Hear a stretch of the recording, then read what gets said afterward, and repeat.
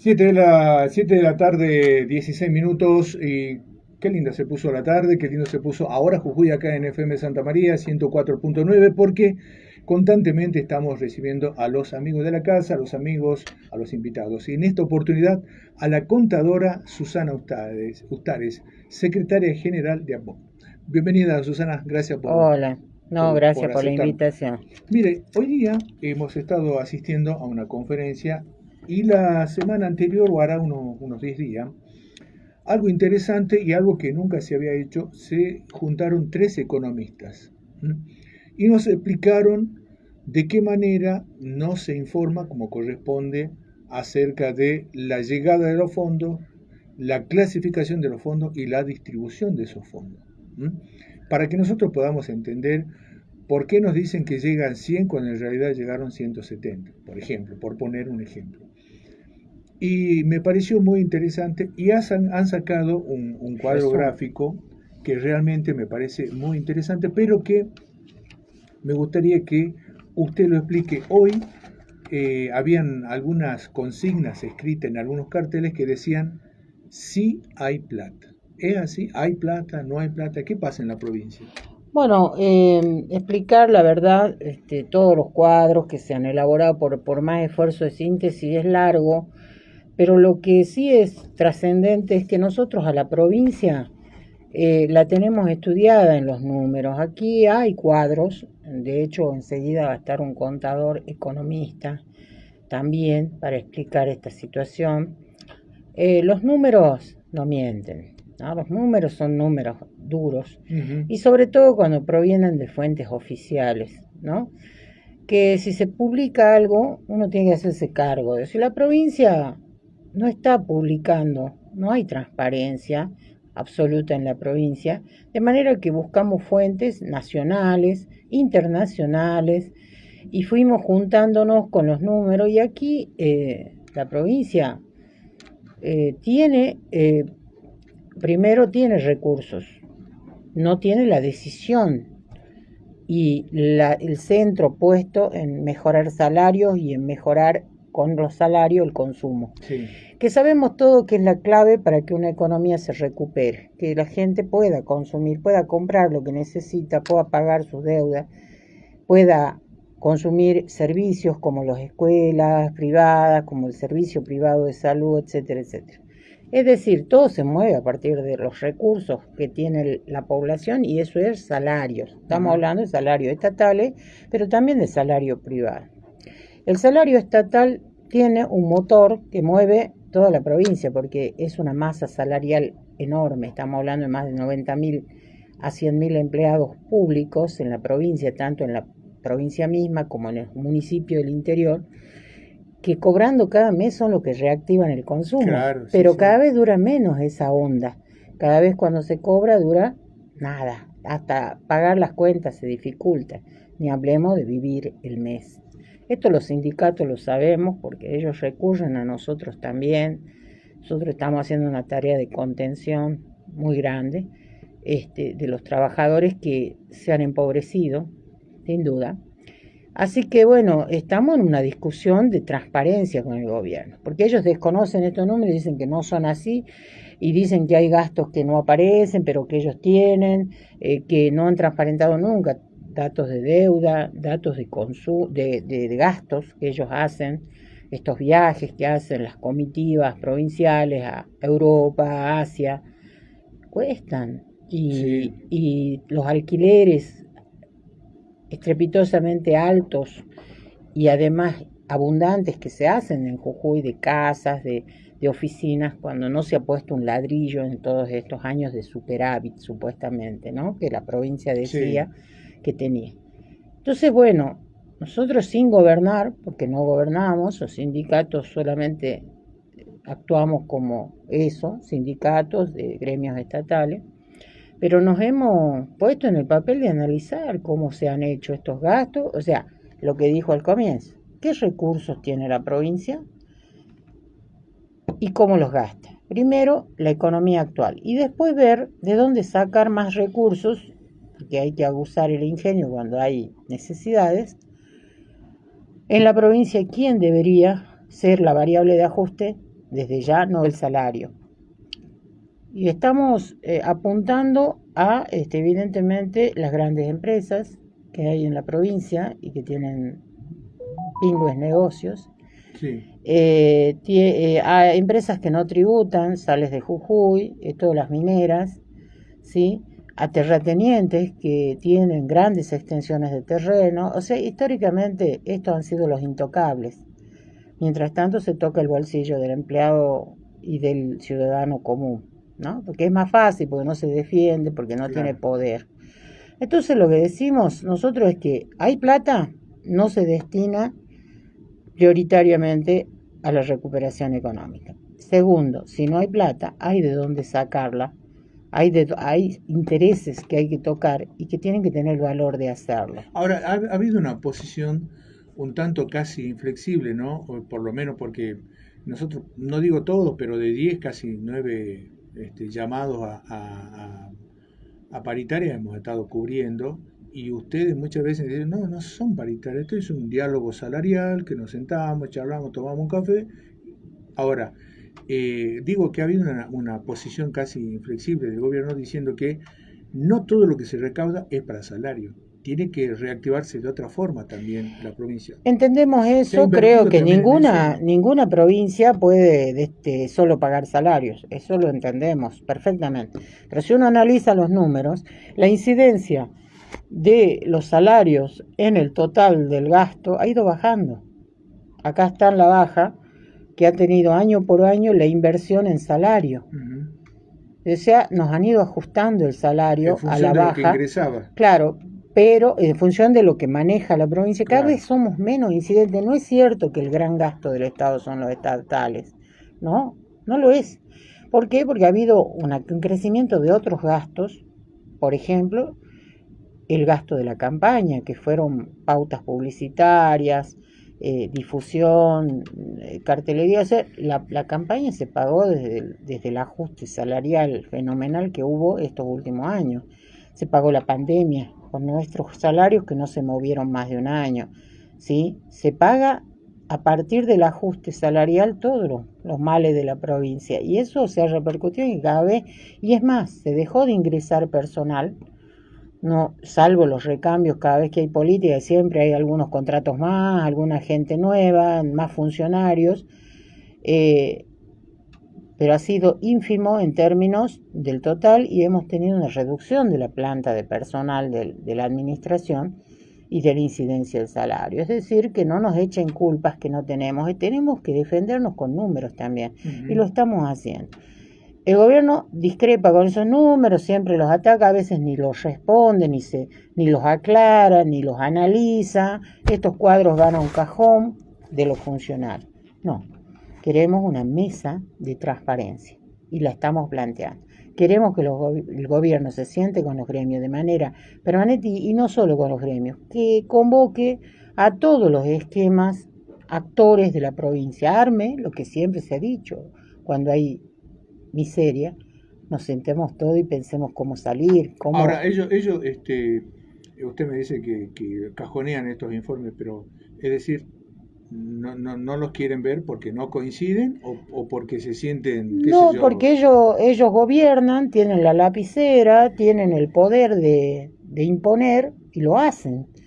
Entonces no hay que discutir con los peones, digamos, tienen una estructura de patrón de estancia, hablando con los peones que no saben nada, o sea, ha habido un ninguneo de la clase trabajadora y de los gremios que la representan, incluso una demonización, los gremios son malos, deberían dejar de existir. Esa es la onda, porque claro, somos los que defendemos colectivamente a los trabajadores, y entonces hay que hacernos callar, hay que amenazarnos, hay que reprimirnos, y eso ha pasado en Jujuy y ahora va a pasar en todo el país, porque el esquema ahora del país es el mismo. Sí. Entonces, bueno, si el trabajador está solo, no tiene quien lo defienda, es mejor porque se los puede esclavizar.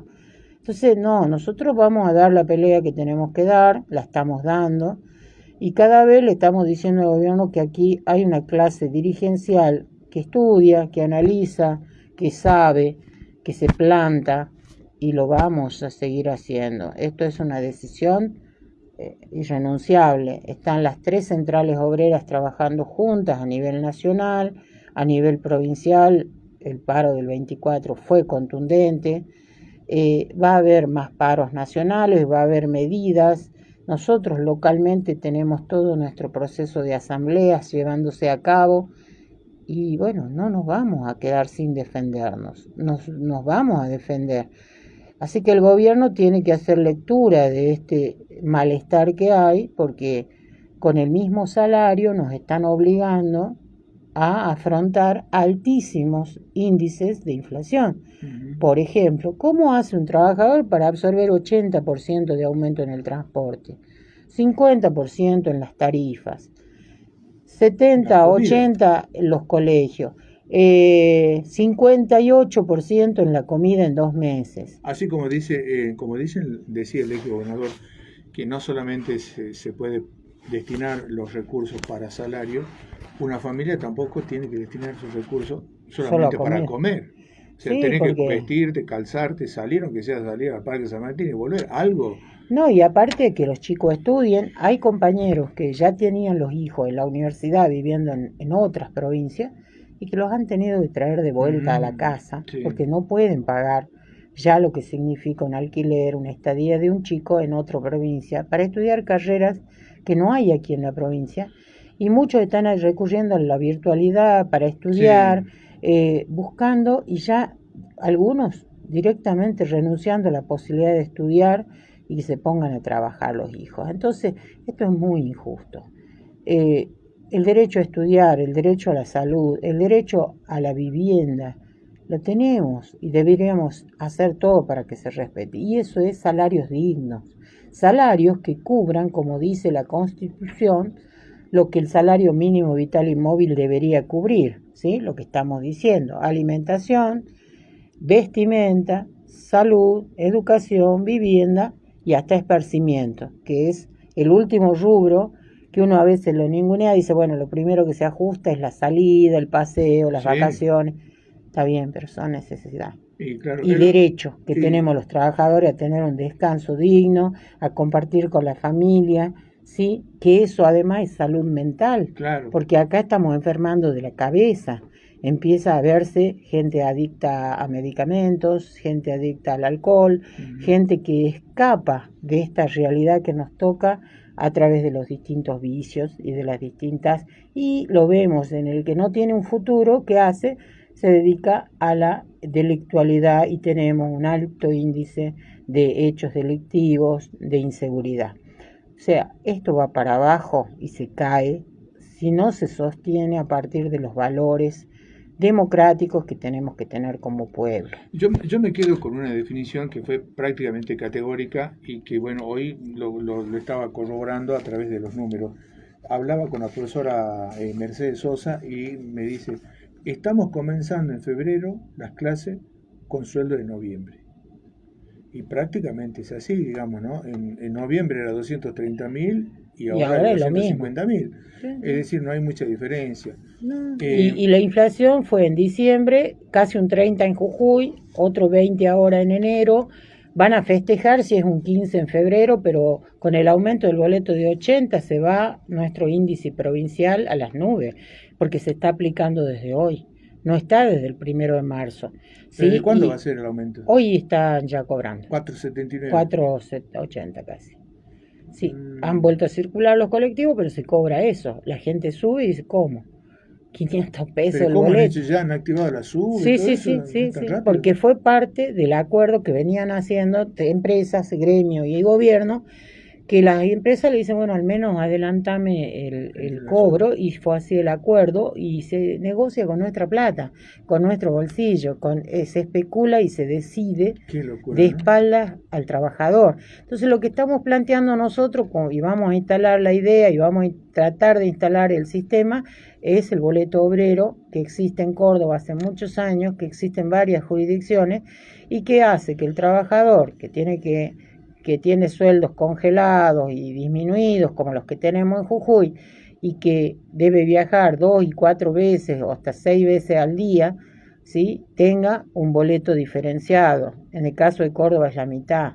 o sea, tienen el boleto social equivalente a un jubilado o a un estudiante. Entonces, ¿por qué? Porque al trabajo hay que ayudarlo, al trabajo hay que, no es como dijo lamentablemente el intendente, hay que buscar entonces un trabajo más cerca a la casa, hay que caminar, hay que agarrar una bicicleta.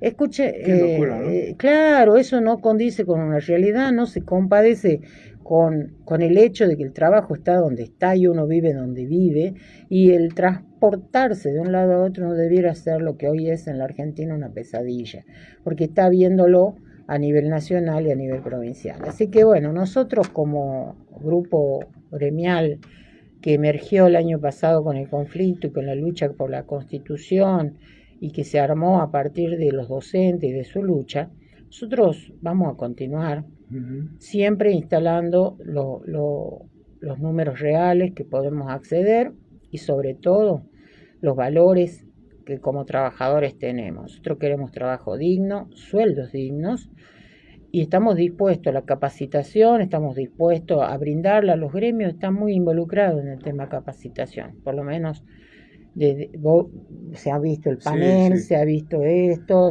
permanentemente se está buscando calidad institucional en nuestros sindicatos. Y no es cierto que los que hayamos aceptado, no hay aceptación posible de esta oferta. Lo cierto es que frente a la situación, lo que estamos pidiendo, esta mañana ingresó la nota, te la he mandado ahí al soporte, recibido por el gobernador, por el ministro de Hacienda, reiterando el pedido también de otros espacios gremiales. Dice, ¿no? Es un pedido amplio de que este 30%, que además es ínfimo en términos del poder de compra perdido, que asciende casi a 150%, en lo que es el 2023 y enero 2024 y febrero ahora, 150 puntos y se ofrece 30, entonces no hay manera de aceptarlo. No hay relación, pero si esto es lo que el gobierno dice poder, le invitamos a una mesa que nos demuestre la situación y mientras tanto que liquide la totalidad del aumento y que sigamos discutiendo en marzo, porque aquí hace falta un proceso paulatino pero sostenido de recuperación del salario. Susana, en estos casi poquito más de 15 minutos nos han dejado un amplio panorama y mucha claridad respecto de lo que viene sucediendo.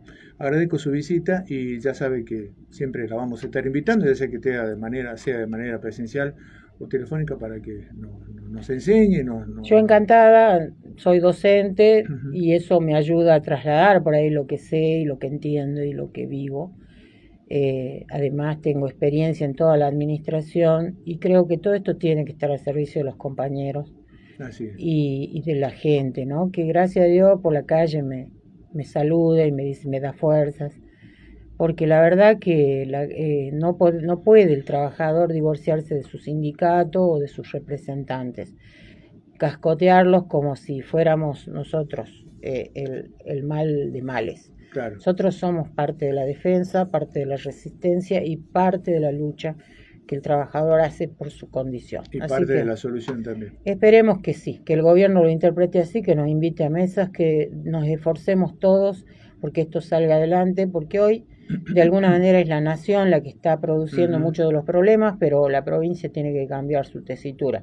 Ha cambiado el gobernador, pero no aparentemente las metodologías. Entonces necesitamos que eso sea así. Le invitamos al contador Sadire que se siente también en las paritarias, como muchos gobernadores lo hacen, y que podamos negociar y sacar adelante esto. Esperemos que así sea. Gracias, bueno, Susana.